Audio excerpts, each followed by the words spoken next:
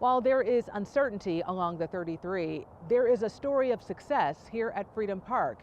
As Rob Hackford tells us, what was formerly known as Broderick Park is paying tribute to Buffalo's Black history. You know, driving by and seeing our name up on the sign for the park, we took some pride in that. Michael Broderick doesn't remember the first time his family was approached about renaming Broderick Park, but he does remember the last. The park is named after his great-grandfather, a founder of the West Side Rowing Club. You know, as proud as we were and as proud as we are of it being named after my great-grandfather, we realized it was time.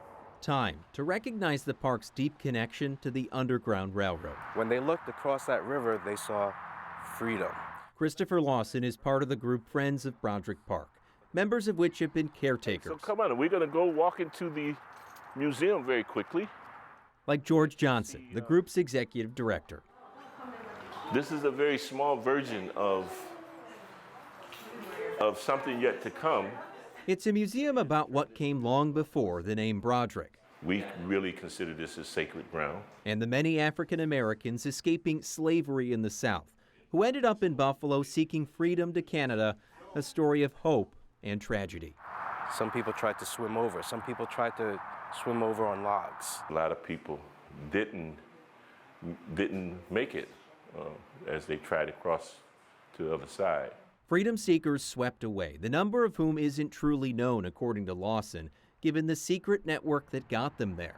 They didn't want people to know what paths the enslaved people were taking to freedom, what time, so that they could escape. And many did. Along the entire Niagara River, it's estimated that tens of thousands of enslaved African Americans made it to freedom, many of whom were shuttled across on the Black Rock Ferry at Broderick Park. Over the years, these stories have been added to the park, just not its name. This is just an example of who Buffalo really is. Until the Broderick family would say, you know, we agree with Freedom Park.